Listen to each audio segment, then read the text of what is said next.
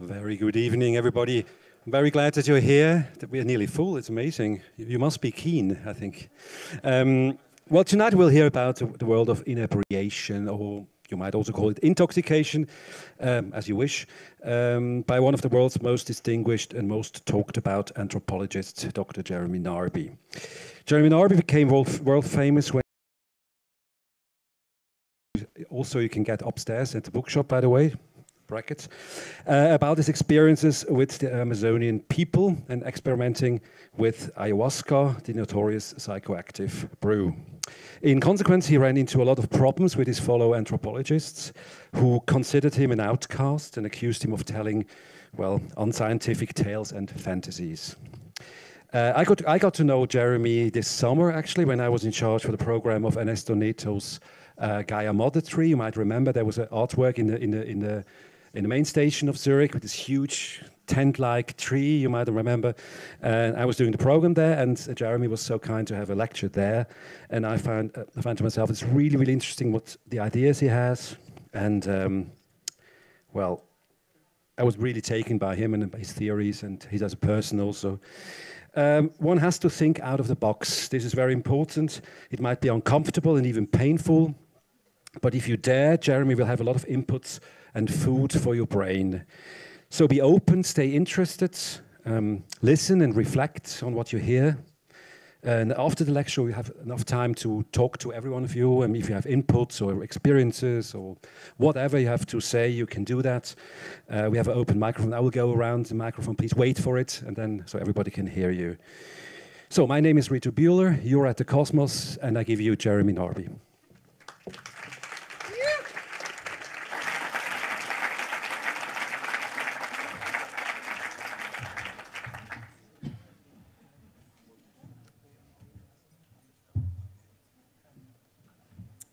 Good evening. Good evening. Yeah. Well, it's a real pleasure to be here in Zurich with this beautiful place at the KOSMOS. What more could one want? So Rausch, that's today's subject. Well, English, so I'll be talking in English. English is usually a pretty good language, but when it comes to Rausch, it's not so good.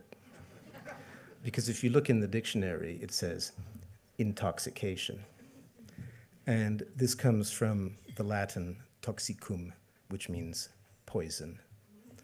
But as you know, Rausch is not Gift.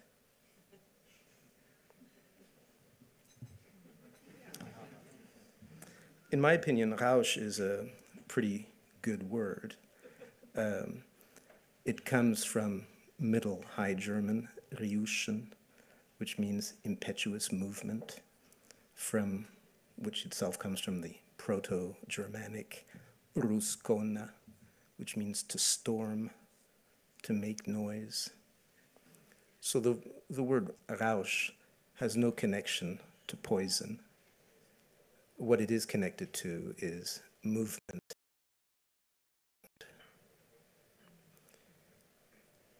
Now, if what I say isn't clear, please say so. It's true, I'll be going over several substances, several cultures, different concepts. So if it's not clear, please say so. Well, if you look in the dictionary once again to find something in English that might do the job for talking about Rausch, the second word that comes up is inebriation. Well, inebriation, in my view, is okay. It comes from the Latin ebrius, which itself comes from the Indo-European root egg, which means drink. Ebrius means drunk. The second meaning of ebrius is full, as in your belly is full of wine. Ebrius is what you are when your belly is full of wine and your head starts to spin.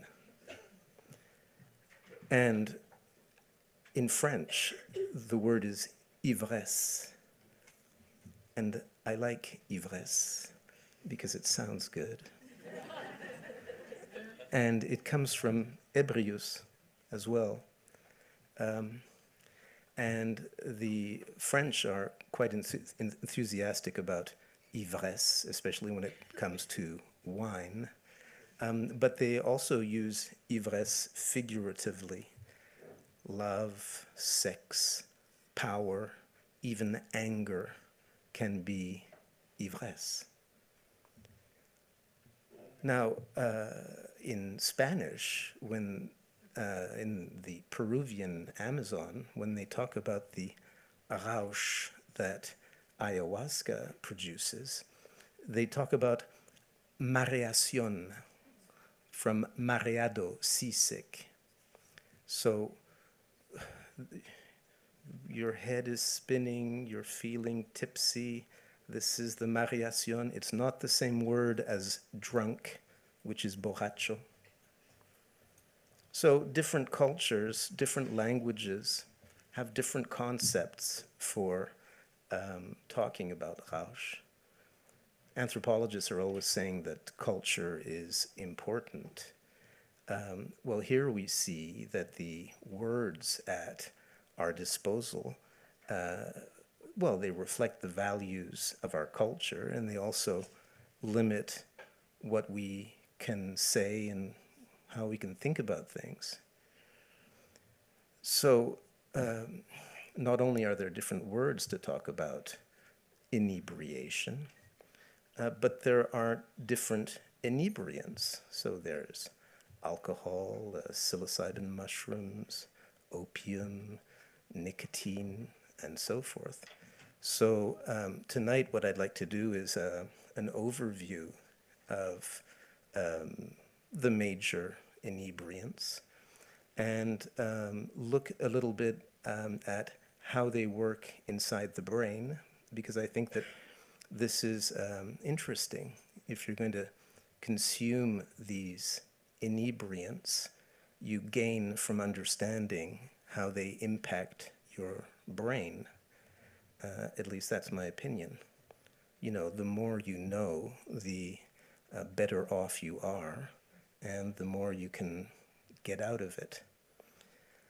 And given that we're in Zurich, and Zurich is the weekend cocaine capital of Europe. You know, during the week it's Barcelona. But on weekends, and this is, you know, measured in the sewage water, they just take samples and they see how much. And so anyway, given that we're in Zurich, I'm not going to be talking about cocaine because I don't consider that cocaine is part of Rausch. It's actually, I think cocaine and coca leaves are more about a sense of clarity or an impression of clarity. So I don't think that they're part of this subject. So I'd like to go back in time, and really I think the first inebriant is alcohol, simply because what wine is what happens when fruits ferment. This means that yeast goes into fruit, starts eating the sugar, and then produces two byproducts, which are CO2 and ethanol. Ethanol is alcohol. And ethanol is first an antimicrobial. because yeast produces ethanol to kill off the other microbes, which could be in competition for the sugar. So, and what yeast also does, besides produce this antimicrobial ethanol, is to produce nutrients like vitamin B. So when you have fermented fruit, what you have, if you're an animal or a human and you come upon these fruit, is a source of sugar, a source of energy, something that is more easy to digest than just the ordinary fruit, something that contains antimicrobial ethanol and increased nutrients. And all you have to do is look up wild animals getting drunk, and you'll see stumbling giraffes and hungover monkeys, and they've been doing it for millions of years. In fact, geneticists have found that the common ancestor to humans and the great apes in Africa developed a genetic mutation about 12 million years ago that has enabled us to digest ethanol 40 times faster. And actually, if you look at these animals that don't have this mutation, you look at giraffes, for example. When they're drunk, they don't need to eat too many fermented fruits to start stumbling around, and the animals get really drunk because they have difficulty metabolizing the alcohol. Well, so wine is, or the fermented juice of any fruit is old, but beer is a more recent human invention. Beer involves taking cereals or roots, tubers, and transforming the starch that they contain, die Stärke, by cooking it and turning it into fermentable sugars. And well, the Ashaninka people that I lived with in the Peruvian Amazon, the Ashaninka women, this is how they make manioc beer. They take manioc, which is a potato-like tuber, and then they cook it up, and then they start chewing it, and the enzymes in the saliva accelerates the breakdown of the starch into sugar, and then this turns into something like a cold, slightly fermented potato soup. It's actually like a liquid form of bread as they're concerned. So it has calories, it has nutrients, and finally you can even get a buzz from it. There you really need to fill your belly if you're going to get into a state of Rausch with manioc beer.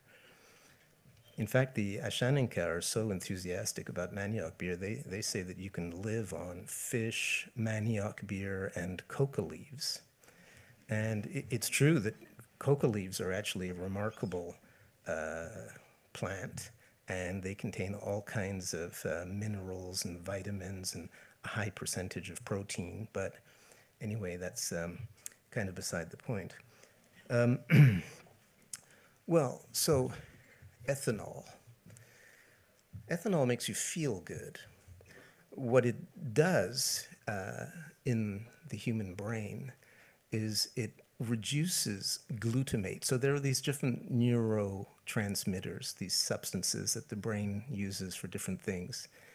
And when you slow down glutamate, you slow down everything. This is why when people get a bit... but what ethanol also does is it stimulates serotonin, which is a neurotransmitter that makes you feel good.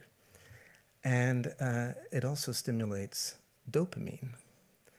And this means that alcohol is addictive. anything that stimulates dopamine, and we'll see this, feeds right into addictions. Well, we live in an alcohol-centered culture here. Just think about wine being the blood of Christ and all that. There are other cultures, other religions that take a different view.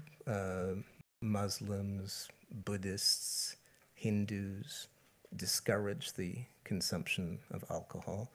We can see that alcohol is a powerful substance, and it doesn't leave people or cultures indifferent. Either they make it important or they relegate it to the periphery, but it's not something that leaves indifferent because it's powerful.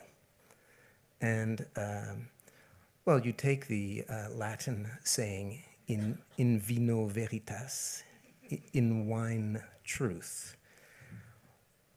Actually, this saying doesn't mean that truth is to be found by drinking wine, truth as in philosophical truth. It refers more to the belief that people had back in the days of the Romans, that when people drink a lot of wine, they have more difficulty telling lies. And so that if you want to know what people really think, you get them drunk. That's the idea.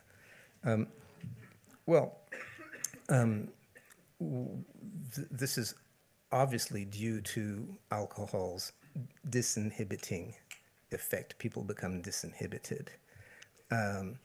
So this can be a formidable social lubricant, and that's also what alcohol is. But as everybody knows, alcohol can be a source of problems, often because of this disinhibition. People do all kinds of stupid things when they get drunk. And as you know, it's no good for driving cars, no good for operating tools. People become violent. You know, you can, even animals, you can look up National Geographic drunken moose. And you'll see this 3-minute report on this drunken moose in Sweden. And when apples freeze, they ferment quickly, and so they get very alcoholic. And these elk moose, elche, they're usually very timid animals, and you don't see them. They hide, they run away from humans. But when they get drunk on fermented apples, they come into town and start attacking people. They become disinhibited. And they weigh 800 kilos. And then they break into furniture stores, and, you know, so it's not just humans who become aggressive and disinhibited. And then there's obviously, alcoholism. You know, here in Switzerland, it would seem that 85% of the population drink beer and wine regularly. And about 10% of those people have alcohol-related problems. Alcoholism is notoriously difficult to define, and probably one of the broadest and easiest definitions is any problem related to an abuse of alcohol. But actually, there can be all kinds of problems related to the abuse of alcohol. The Ashaninka people I lived with had an interesting concept about sort of one basic rule about what to tell people if they get stupid when they drink, which is when people get drunk, they often say, oh, well, tomorrow I'm going to do this, and I'm going to go there, and so on. And then the next day they wake up and say, maybe I'm just going to stay here, and maybe I'm not going to do it. So what you have to do is honor your Rausch. If when you're inebriated, you say, tomorrow I'm going to do X, then tomorrow, if you want to be able to drink the next day, you got to get up and do X. And then you can just, But if you're not going to do X, then it means that you just have to drink less. Simple. So now, it should also be said that people are not equal in the face of alcohol. For example, in East Asia, people have a genetic mutation which means that they can't digest alcohol very easily, and they have what is called alcohol flush syndrome. They get all red. You know, so it's actually a bit of a genetic lottery as to how easily you can handle alcohol or not. So it's not for everybody, obviously. And what archaeology says, so then these questions, you know, how old are these things? Well, finally, if we're going to be concrete and reasonable, then you have to look at the archaeological record. And what the archaeological record shows is that people have been deliberately making fermented beverages for 10,000 years. There's some stone vessels in Turkey that contained water and cereal mix about 11,500 years ago. And there are clear traces of fermentation on clay vessels found in China 9,000 years ago.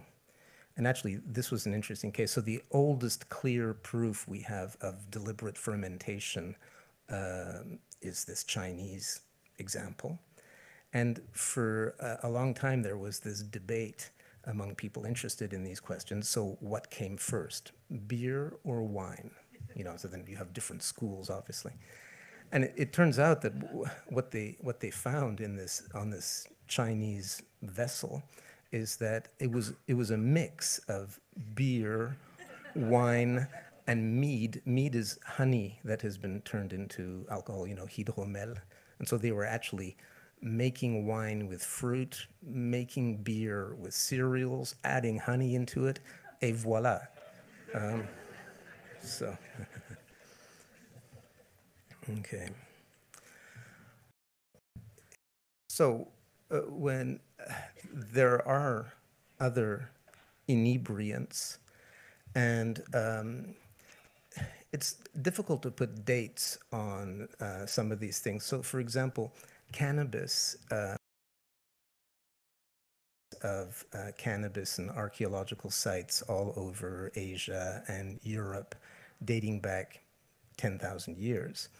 The only thing is that cannabis was used for its seeds, for food and oil, its fibers, and who's to say whether the traces of cannabis found 10,000, 9,000, 8,000 years ago were also used for their psychoactive properties? There's no proof.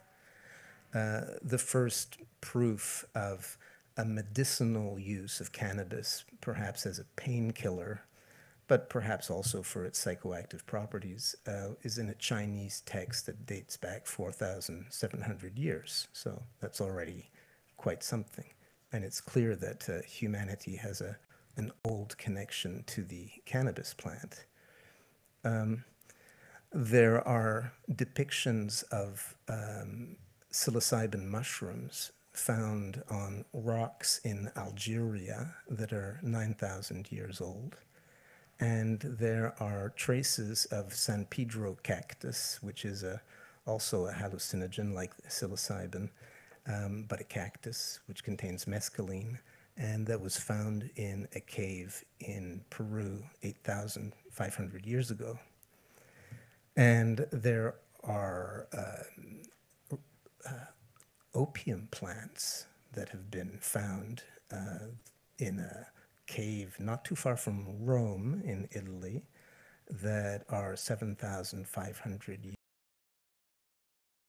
Obviously, opium is a painkiller, and it seems pretty clear that people would have been interested in painkillers and not just in Rausch.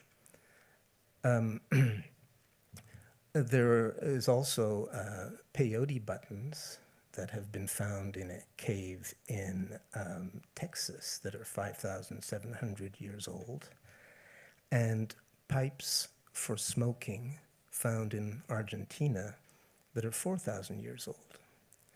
Now, it's important to see, so obviously there are these different inebriants. They have thousands of years of history with the different human cultures.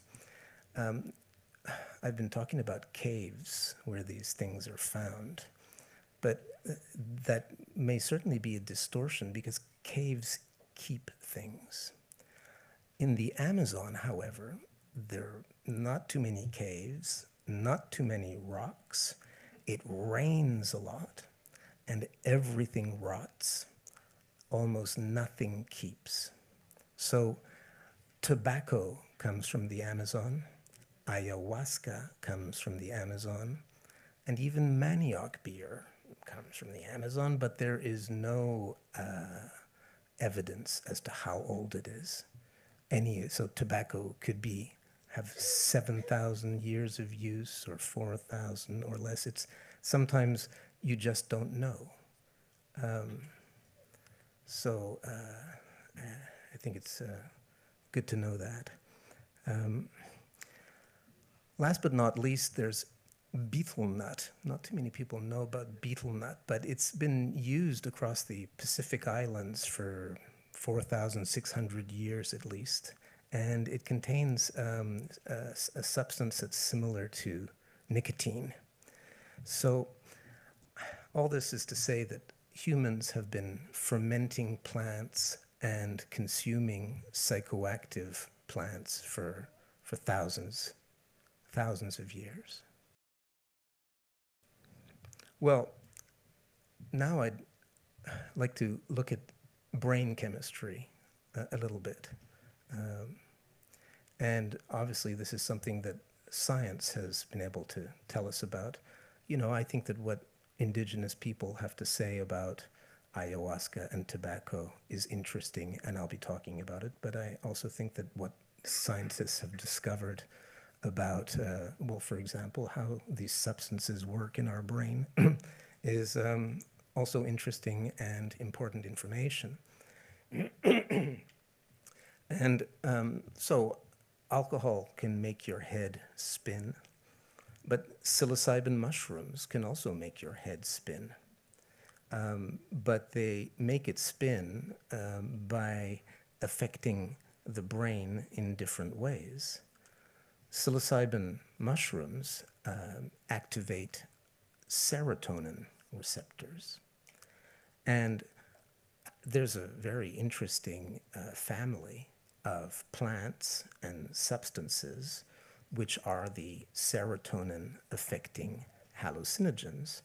So here we're talking about psilocybin mushrooms, San Pedro cactus, peyote cactus, ayahuasca, and then the substances that are similar like LSD, DMT, ecstasy.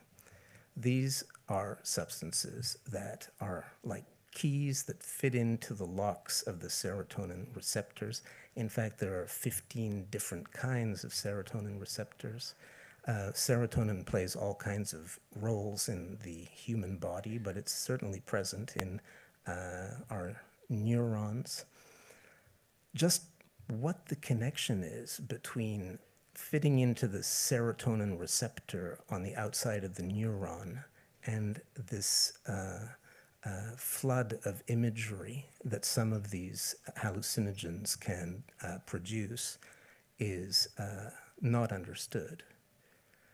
And what is interesting about the serotonin hallucinogens is that you keep a kind of lucidity, and at the same time you have a very powerful sense of another kind of reality. And this is in contrast to the plants and substances that they call deliriants. This is another kind of hallucinogen. These are plants like the datura, brugmansia, henbane, mandrake, belladonna. And these plants don't touch the serotonin. What they do is they block another neurotransmitter called acetylcholine. And by blocking acetylcholine, it reduces the levels of acetylcholine in the brain, and this produces intense and often unpleasant hallucinations that often disappears and reality is replaced by these difficult visions. With these deliriants it's interesting to note that they also lead to memory loss and a kind of psychosis, which is not the case with the serotonin hallucinogens. And it's also interesting to note, I mean, if you're thinking of dabbling with deliriant hallucinogens, that both cannabis and coffee can act as antidotes because they both increase levels of acetylcholine. So that's just on the side. Yeah. So none of the plants that I just mentioned affect the dopamine pathway. So there was serotonin, acetylcholine, and dopamine. The dopamine pathway, it's referred to as the reward center. So when you're living your life and something good happens to you, you have sex, you have delicious food, you have fun with your friends, and your brain wants you to feel this. It produces dopamine. It gets the dopamine producing neurons to squirt dopamine. Yes. So it's a reward. So if you take a substance or a plant that sends something straight into the dopamine and presses the button, you don't even need to have sex, food, or fun, and it's yes. And this is what cocaine, nicotine, and opiates do. So I said I wasn't going to be talking about cocaine, but I will talk about nicotine. And, well, so tobacco.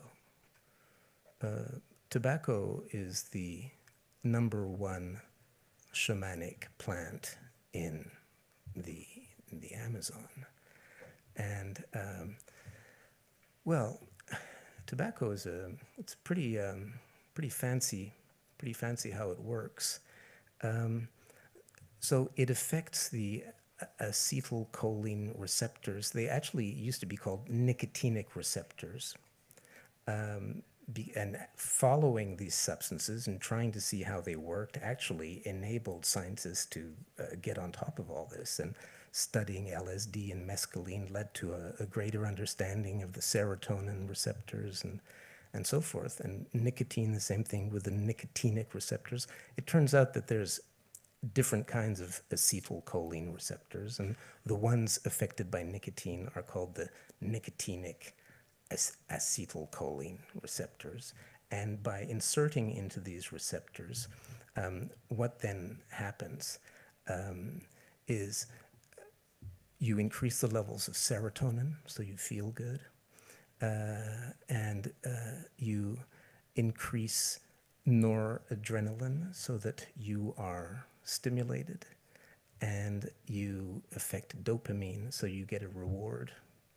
And acetylcholine makes you feel relaxed.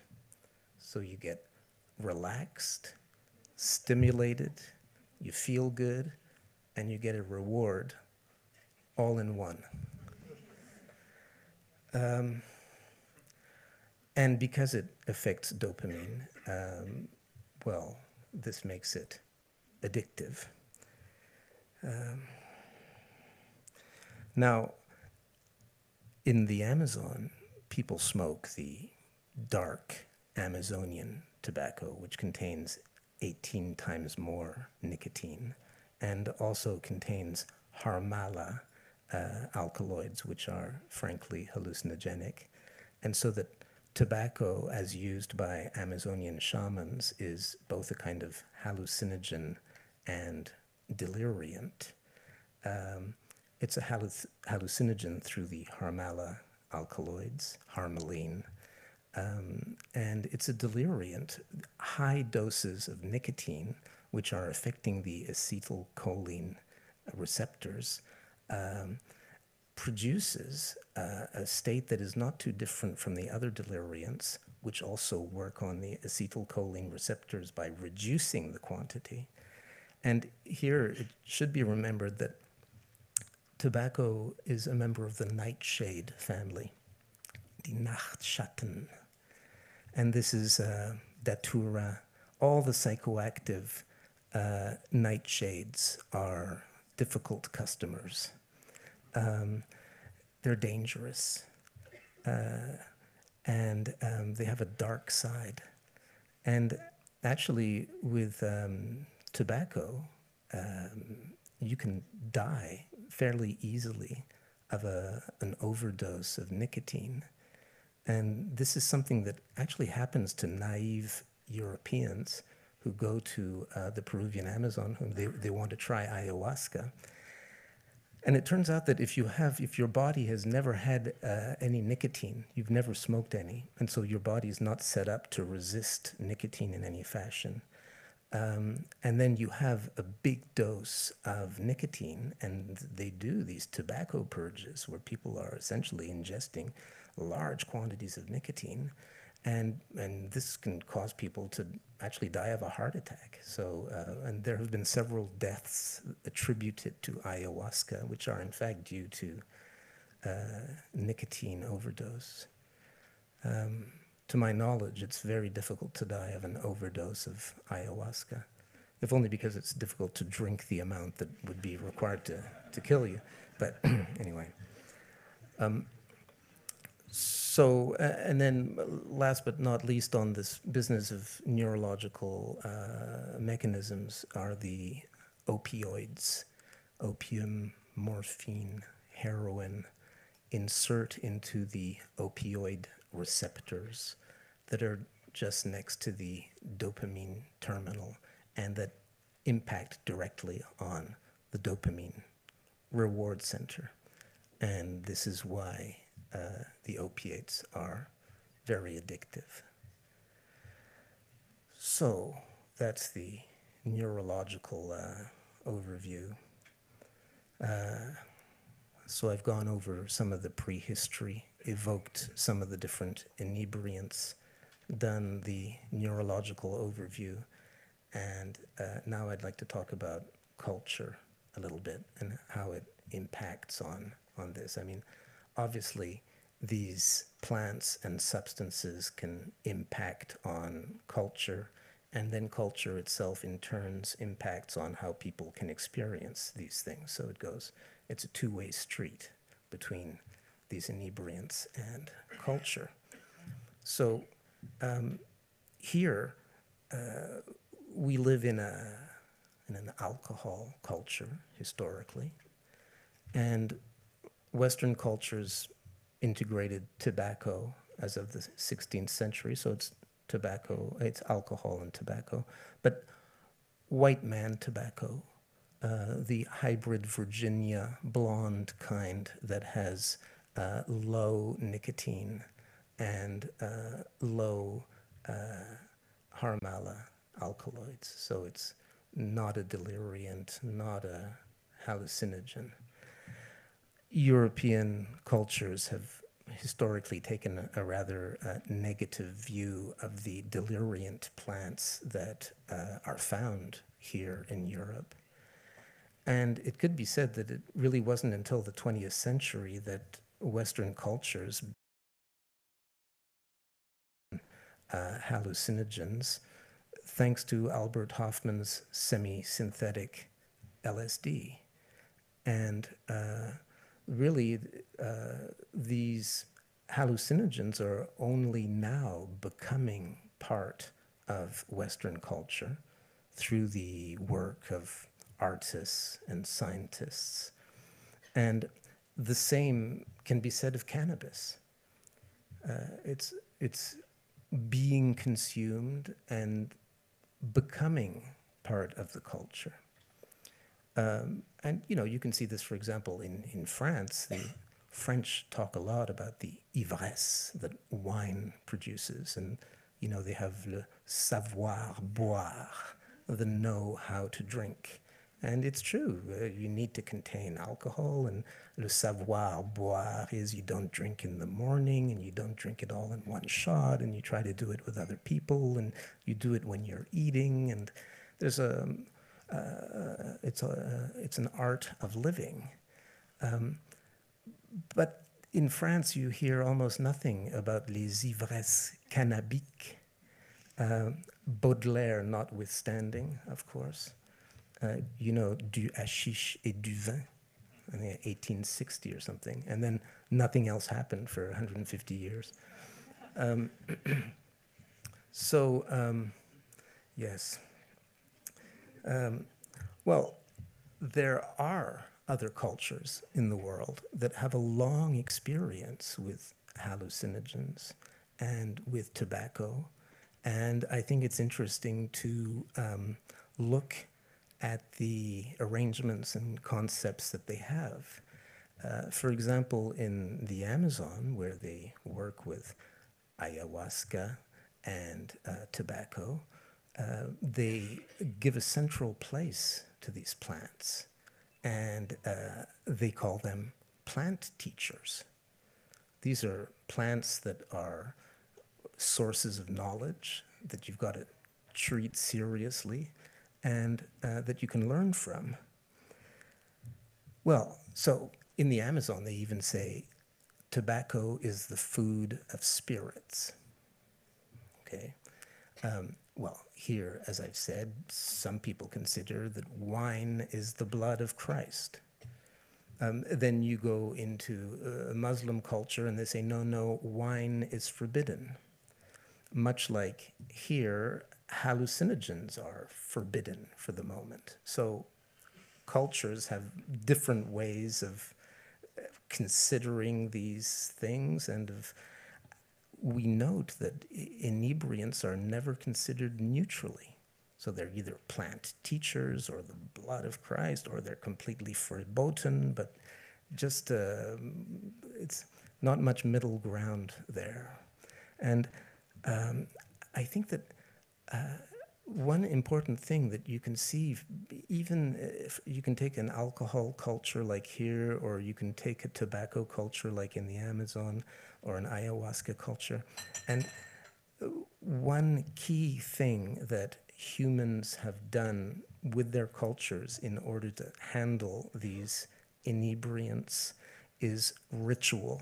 You ritualize the consumption. So, for example, with ayahuasca, it is clear that this hallucinogenic brew is too strong just to do it like that. You need to do it in precise circumstances. You got to define a space, define a time. There's a certain kind of music, certain smells, and this is how you put a harness on this wild horse of an experience. Otherwise, it's too strong. It's volatile. It can be dangerous. So there is a savoir boire ayahuasca as well. A savoir fumer strong tobacco. You don't just do it all the time. You do it with an intention. And actually, you don't just do any old tobacco containing hundreds of different chemical substances. Strong one, and then when you do it, you do a real dose of it. This is the Ashaninka perspective on how you work with this powerful plant teacher. I think the cigarette smokers of the Western world could learn a thing or two from indigenous cultures that have a long history of tobacco usage. For example, the Mazatec people in Mexico, essentially they pray with tobacco. Now, pray is a bit of a strange word. You could also say meditate. But what it means is that when you take your tobacco and you can chew it, you can smoke it, you can hold it and put it next to your head, and you make a special moment out of it. You step outside of your ordinary life and you take 5 minutes, 10 minutes, and you have your special moment. And I think that's an intelligent way. If you're going to work with tobacco and you want it to be your plant, then it's worth making a special moment out of it. And I think that if people did this, they would get more out of the experience. You might smoke less, but you would smoke better. So I think in Switzerland, you have 25% of the adult population that smokes cigarettes, and they smoke on average 14 cigarettes a day. So that's somewhere between 20 and 25 million cigarettes going up in smoke every day. Most of them smoked casually. Well, in the Amazon, as I was saying, they consider these plants as plant teachers. And what this means, by my understanding, is that in their view, they say each species of plant has a kind of personality, or mother, or owner. They use different words. The mother of tobacco, the mother of ayahuasca. And precisely the plants that we call psychoactive are the plants that they call teacher plants. And so these are plants that, in their view, have a strong mother or owner, and that can be source of information. And so if you want to learn from the mother of tobacco or the mother of ayahuasca, you ingest the plant, and the teaching occurs in intuitions and visions that you may have. And what the mother of ayahuasca, for example, seems to teach people is about other plants, but it also shows diagnoses and helps people find solutions to their problems. Well, it turns out that scientists recently put ayahuasca drinkers in brain imaging machines, fMRI machines. And it turns out that ayahuasca stimulates several areas in the human brain, including in the visual cortex, which it stimulates just as much as seeing images with your eyes open, and an area in the frontal lobes called the deliberate prospective imagination area. Intentional prospective imagination area. This is the part of the brain that is active when you are finding solutions. So science confirms that ayahuasca allows people to see images with their eyes closed and to find solutions.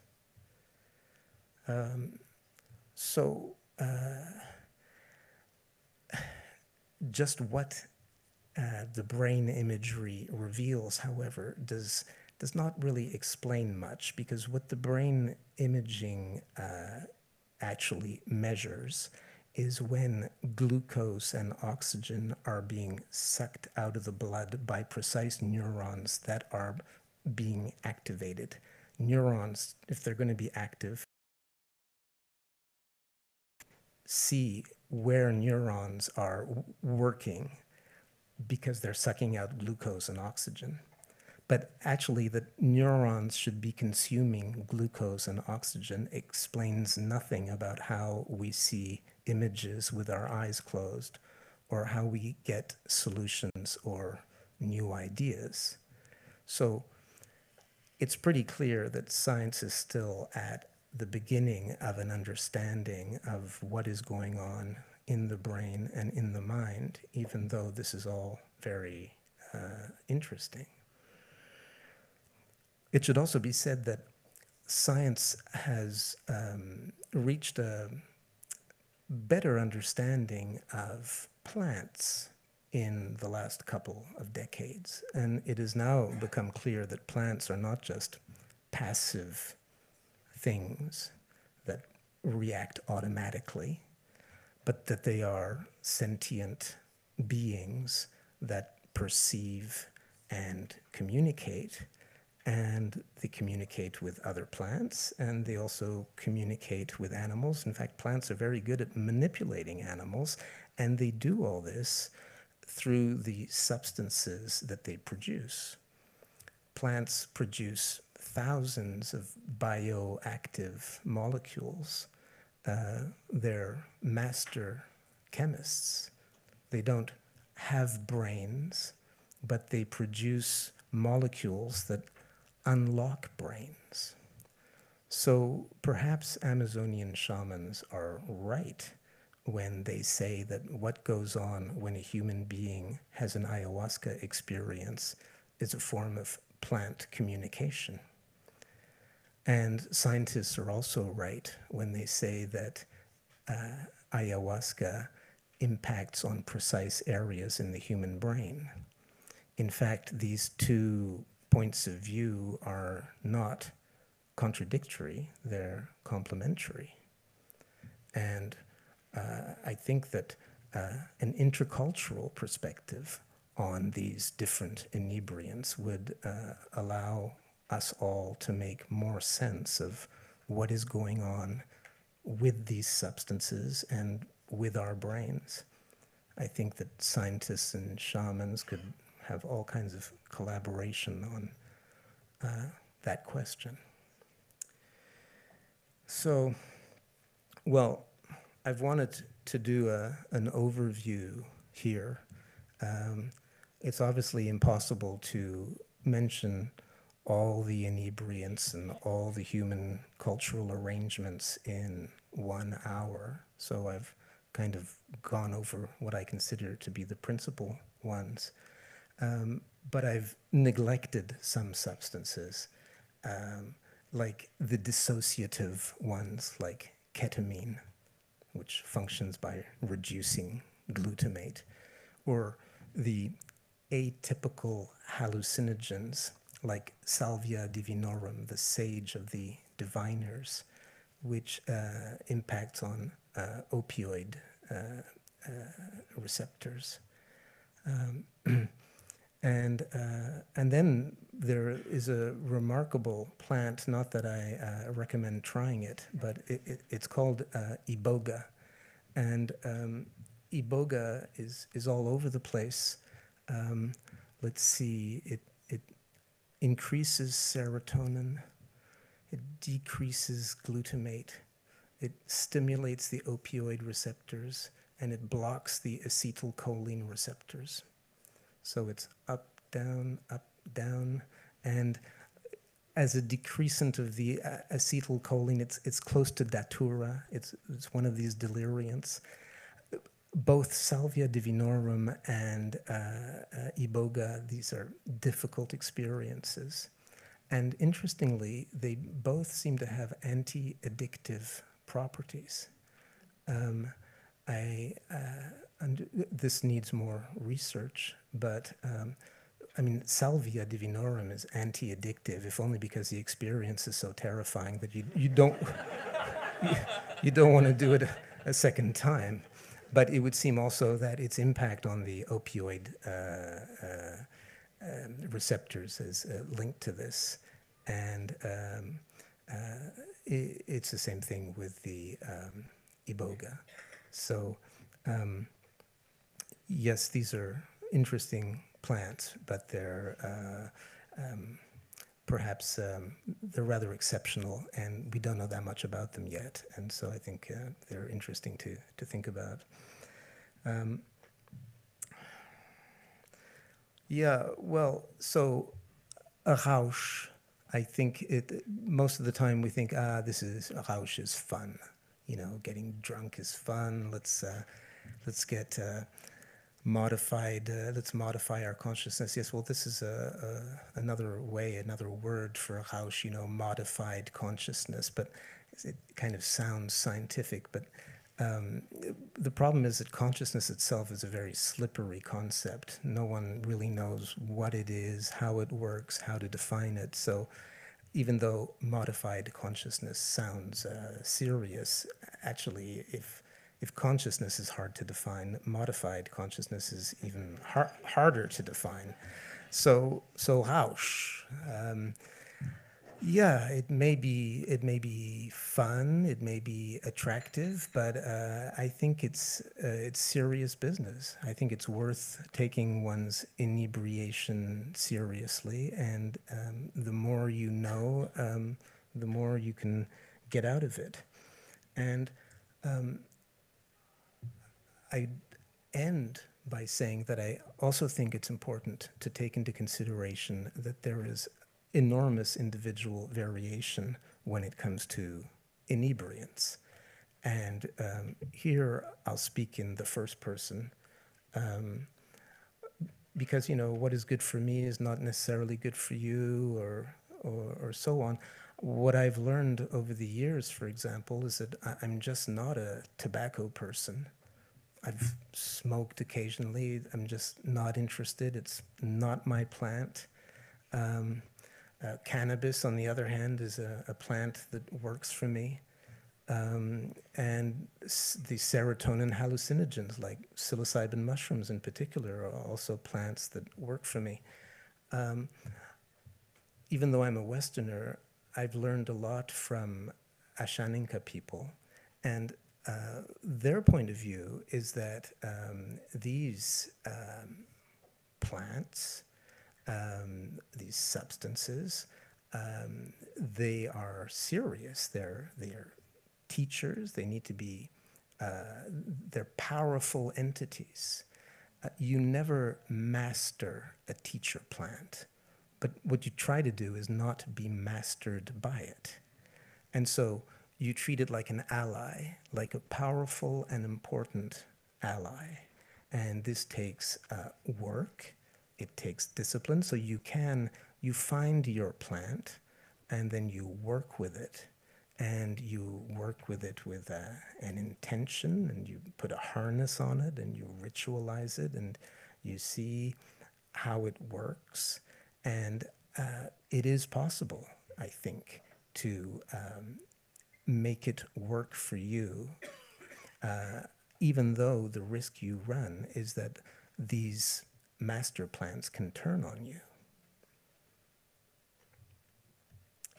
So thank you for listening. And I'd be happy to hear any questions.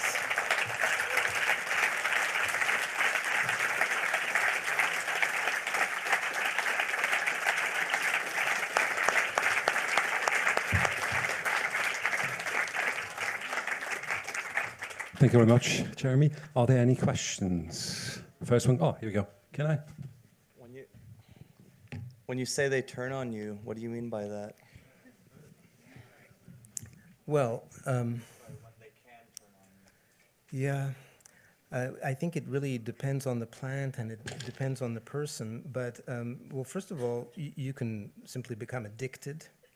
You know, I mean, a lot of people, I think that if you look at a lot of cigarette smokers, by reducing the nicotine, by turning it into an industrial product, it still is the plant, but it's actually the plant without the interesting parts.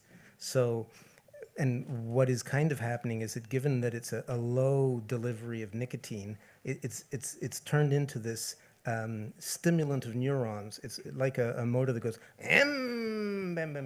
but you never get the boom. You know, so then 20 minutes later you smoke another one, and so then you become the slave of tobacco. You're getting your lungs all filled with dirty stuff, you know. So in other words, you're paying a price and not getting much out of it. That's already one example. But another example, to take something completely different, you know, some people, they don't come from an ayahuasca culture, and they go to the Amazon and they discover ayahuasca. They think it's fantastic. And then, I mean, one of the biggest dangers of ayahuasca is ego inflation. And then you come back and you say, I am a shaman, and then you start pouring ayahuasca to everybody, and you turn into an idiot, and then blah, blah, blah, blah, blah, blah, and you don't have the knowledge, you don't have somebody showing you how to do it, and the plant turns you into an idiot. Right. So Yeah. there's that. Experiences because of that. Oh, and then, like, for example, datura. I mean, datura can simply make you crazy. Yeah. You know, so those are some examples. Okay, thank you. And then so the opiates, you know, Right. and all of that, That's darker. even darker. Thank you.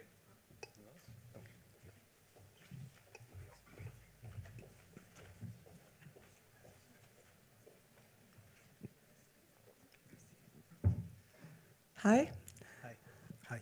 I was wondering again about your book where you say that the plant teachers teach the people something, and the ayahuasqueros or whatever they're called, they say that this is the TV of the forest, as you describe it in your book. Mm-hmm. So where does the knowledge actually come from? I mean, they get out of their Rausch with new knowledge. Do you think it's there in a subtle form and it becomes conscious, or what do you think is really going on?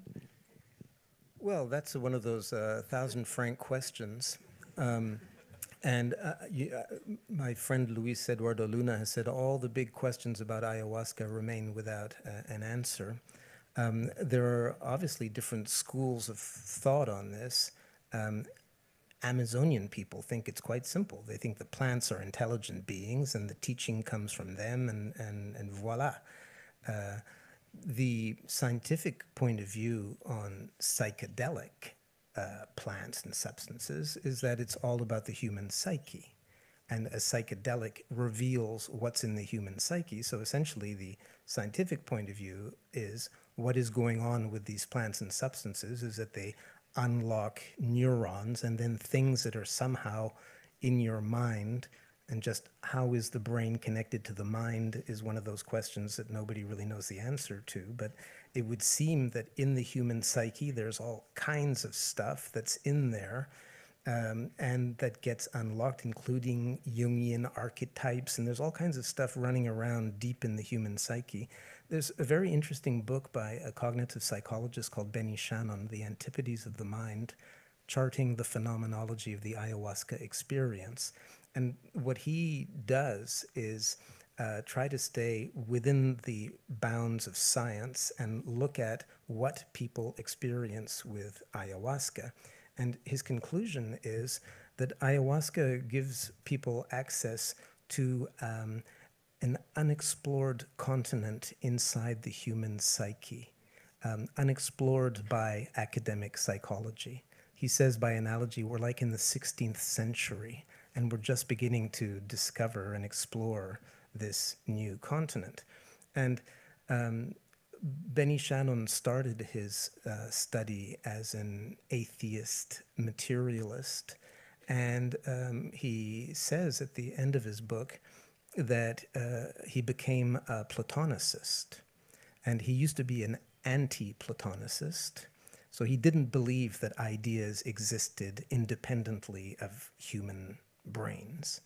But actually, by going through his long study of the ayahuasca experience, he has come to consider that it might well be possible that the ideas are out there and are not dependent on the existence of a human mind to perceive them. But obviously, there's no proof of this one way or the other, And I think there are just different schools of thought and also different Weltanschauungs. I mean, you know, if you are a materialist atheist, you're not going to be a Platonicist. So I think that there's a lot of mystery in terms of how our minds work, what goes on when we have modified consciousness, where do the images come from, what is this all about? More research is needed. I think everybody has a little piece of the puzzle. The shamans have a piece, the reductionist scientists have a piece, and there's still something missing.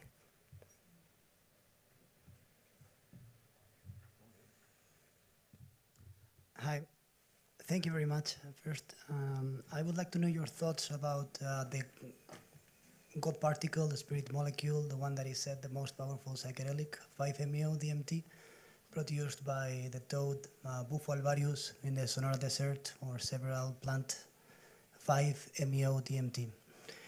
So I would like to know what are your thoughts, if it is true that it's the most powerful psychedelic, and what is the impact?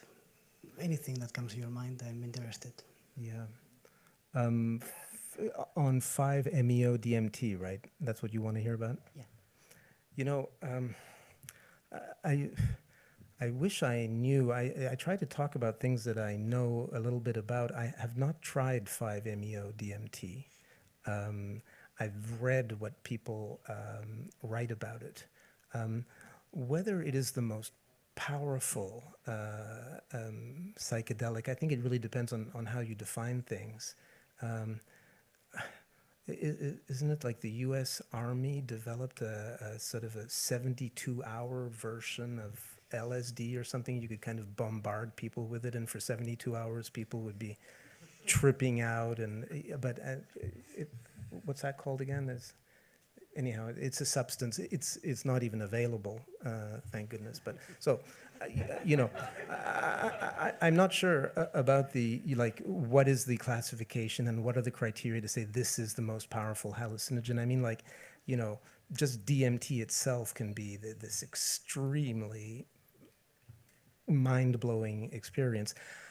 The accounts that I've read of 5-MeO-DMT have not made me feel like wanting to try it, and I think that probably, you know, in these questions, instead of being Mr. Know-it-all who speaks into the microphone, I think it's also important to say, you know, I don't know, I haven't tried the substance, I unfortunately can't give you a very good answer, but it's an interesting question, and I don't know. Would you like to answer your own question and tell us what you think? Yeah. I wanted to know from you that are the expert. Yeah. But I think it's a very good tool to access what is called collective consciousness of the universe, or universal love or compassion. It's a very good tool to very quickly, 15 minutes, 3 to 5 minutes, you are completely out of your body. And there is no way to resist this complete ego death. So it's pretty nice. And how? and what's the difference with DMT, just pure DMT? It's fast. Even faster? Yeah, it's 10 seconds. Okay. Thank you. Yeah, I wanted to ask something about your first answer. You said when you smoke tobacco, you have the plant, but without the interesting parts. And I offer a thesis that would say it's the same with wine and beer that we know today.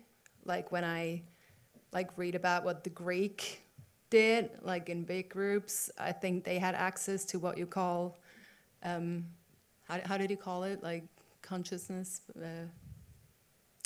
Modified consciousness. Modified consciousness. Mm-hmm. So I think when you say psychedelic drugs are only like slowly finding their way back Mm-hmm. to our, or their way into our Western society, I think that might be wrong. I think they find their way back. Mm-hmm. Like I'd say they must have been here before. I think about like Amanita muscaria. I think about wine, like all these things, alchemy, and yeah, I wonder like how they disappeared Yeah. And I think that the like Christian belief might have an important role to play in that. If we think about Adam and Eve, Yeah. Yeah. they killed the witches. That's Right. another thing. They were probably the last ones who like still had the knowledge of like how to achieve that knowledge from nature, and yeah. So like when I read your book, The Cosmic Serpent, that one sentence I stumbled upon was when you said that the serpent is like a bad symbol in our society. That's when I like started reading Genesis again, and I wonder if that has to do something with that. Yeah, well, thank you for your question. And it's one of the problems with doing an overview in 1 hour is that you kind of go fast. It's obvious that there have been plants in Europe that have been suppressed. It's obvious that the church over 1,000 years had an influence on this. There's some interesting work, and Albert Hofmann, who discovered LSD, was also involved in it, in looking for the kikeon, so the psychoactive beer of the Greeks. And there is some evidence that the ergot from which he took LSD was brewed in these beers. So the Greeks, with their mysteries and initiations, seem to have something psychoactive going on, but it's still a subject of debate.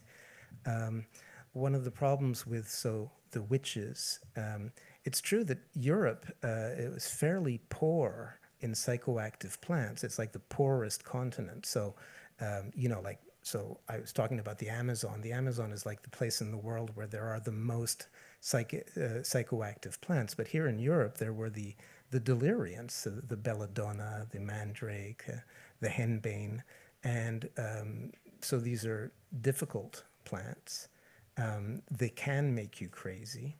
And then the church got involved, and they were women. And actually, Switzerland is one of the places that was the most intolerant. I think there was something like, just in the French-speaking part of the country, 5,000 women and children killed over a 200-year period for witchcraft between 1500 and 1700. And the communes kept very good records of this, even in the early 16th century. So there was a widespread movement to suppress this. So then when LSD showed up in the middle of the 20th century, this was in a culture where for hundreds of years these kinds of substances and experiences hadn't been talked about. One of the things about, so what were the women who were called witches? What were they getting up to in the 16th century? Well, there's all the texts about this were written by the people who were torturing them. And so this is not receivable in a court of law, for example.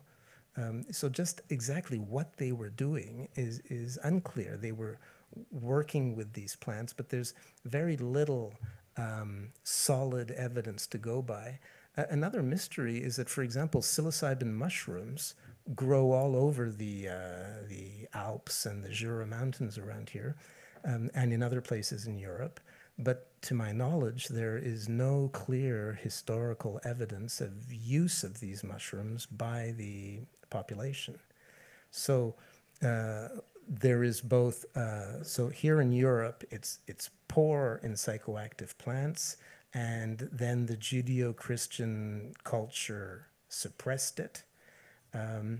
And then, yes, it did seem to reemerge through science, and in particular the laboratories here in Switzerland in the middle of the 20th century.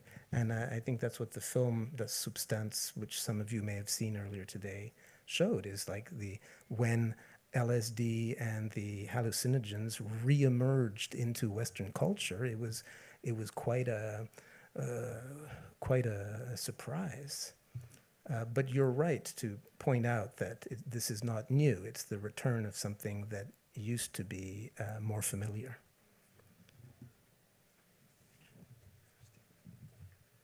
Hello, hi. I was wondering, you just mentioned this, in Europe and Western societies, psychoactive plants were suppressed.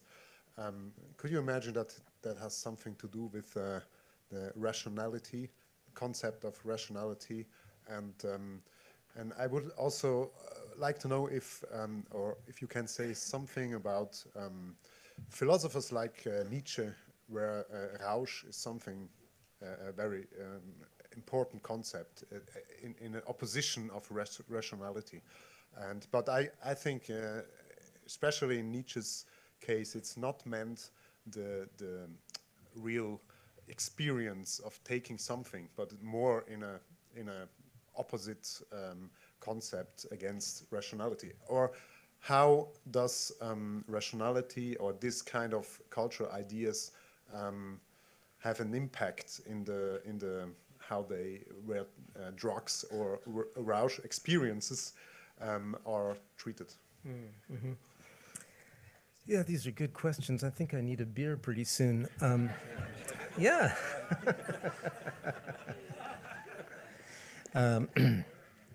Yes. Well, I think that so rationality,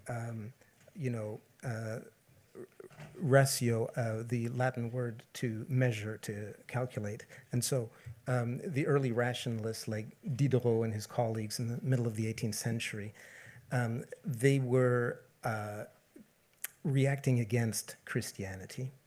Rationality is like an offshoot of the Judeo-Christian worldview.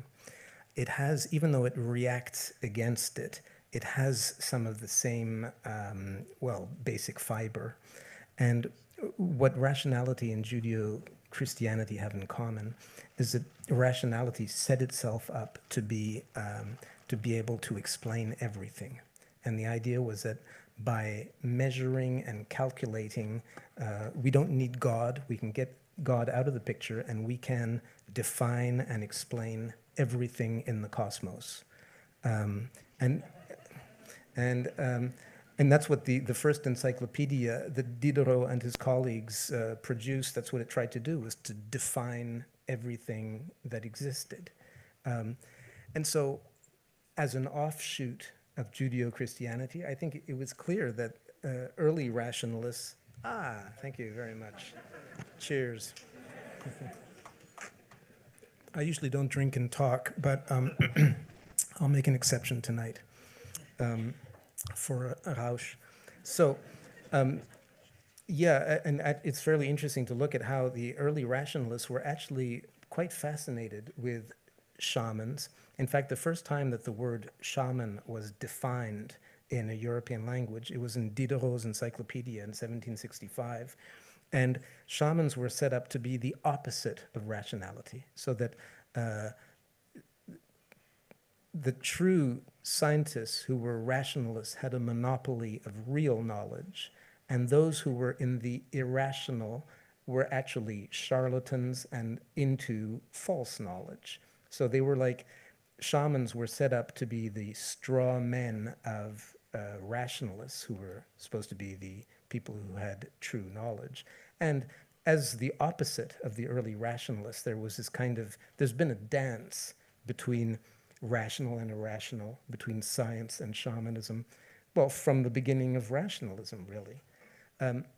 So there has been a difficult relationship developed as rationalism developed, and then finally anthropology was born, and we sent anthropologists are like the missionaries of rationalism, and they get sent into places to study shamans and then to come back and write very rational studies about these irrational practices, really. And so there's been a long dance, but finally, I think that in the talk that I gave tonight, for me it's clear that there's no opposition whatsoever between rational science and other approaches. That once you get out of the point of view that rationalism must be a monopoly, and you see that, okay, rationalism is one thing, yes, we want to measure the molecules. We want to know what they're called, what they look, what receptors they fit into. All this is what rationalism is going to allow you to know about. Okay, so that's one part of it. And then there is another part of it. And then one can be like bilingual. And so that you learn how to speak in rational language and you learn how to speak in outside of rational. Would it be trans-rational?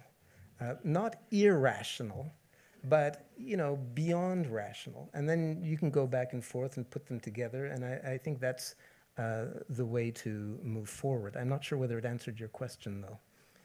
It done? Okay. Thanks. Shall I start speaking in tongues? Unaongea Kiswahili? Okay. Nice that your throat and your voice cords are lubricated now. Cheers. I got a beer also. Thank you. Cheers.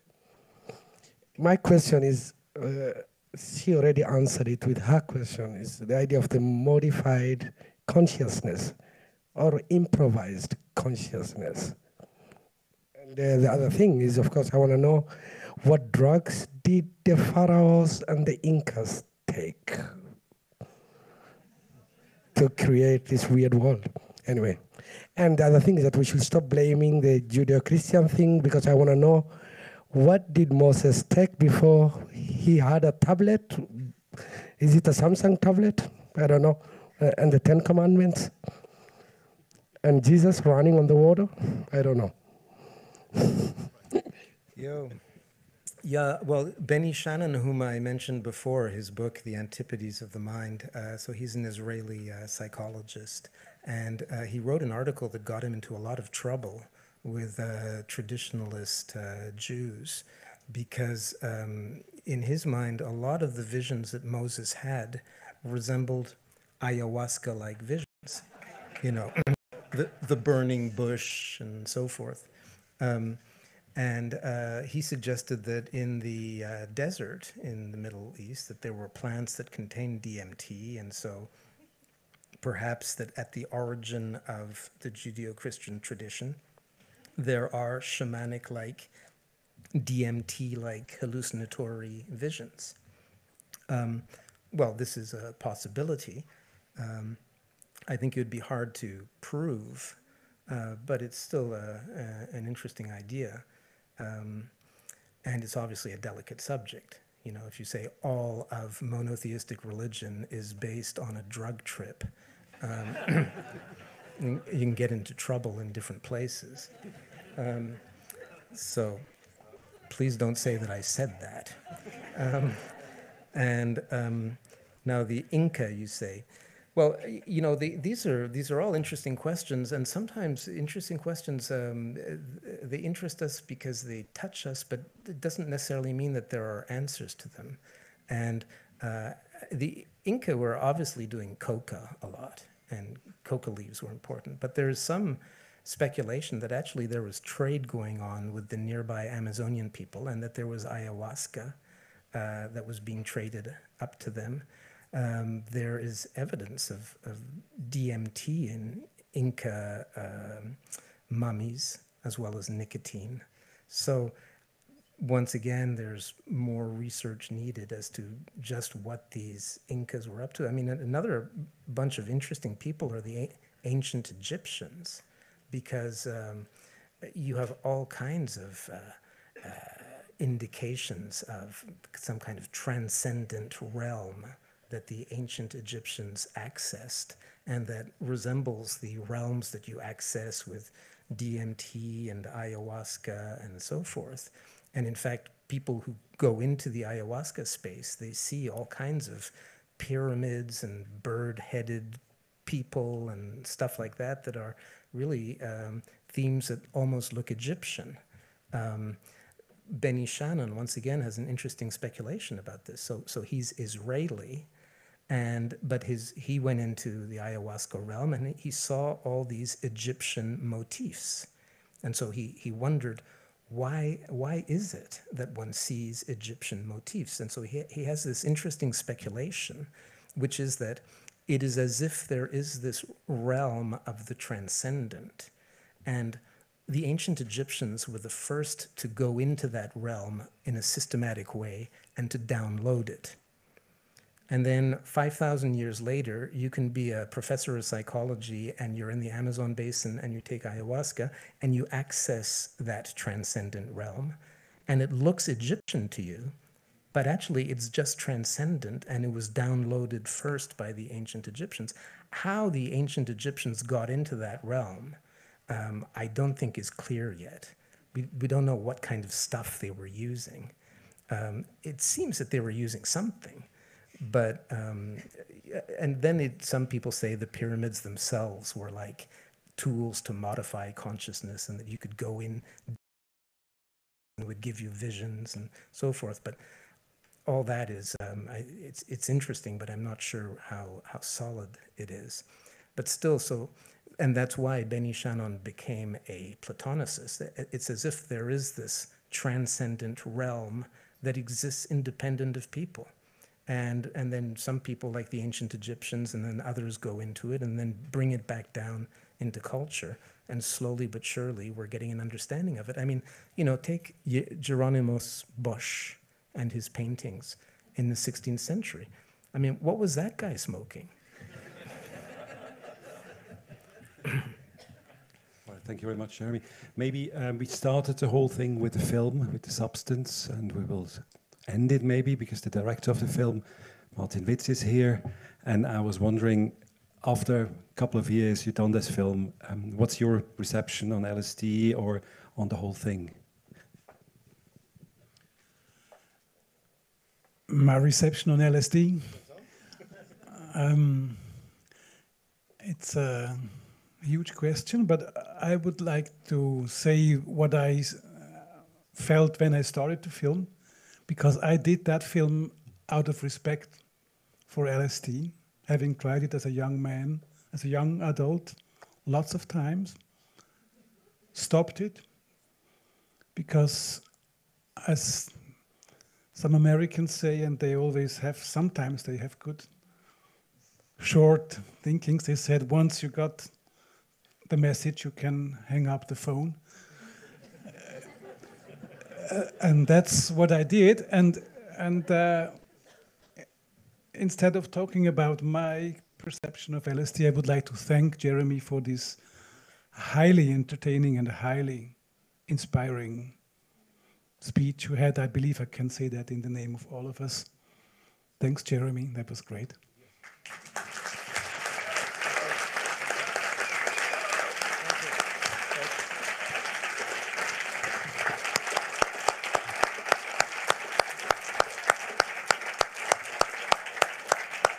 Well, thank you. And I actually don't really mean to be modest. I'm happy for the clapping and stuff like that. But this is really good listening in this room. And so it might have been a good speech. Thank you. But really good listening. Thank you very much.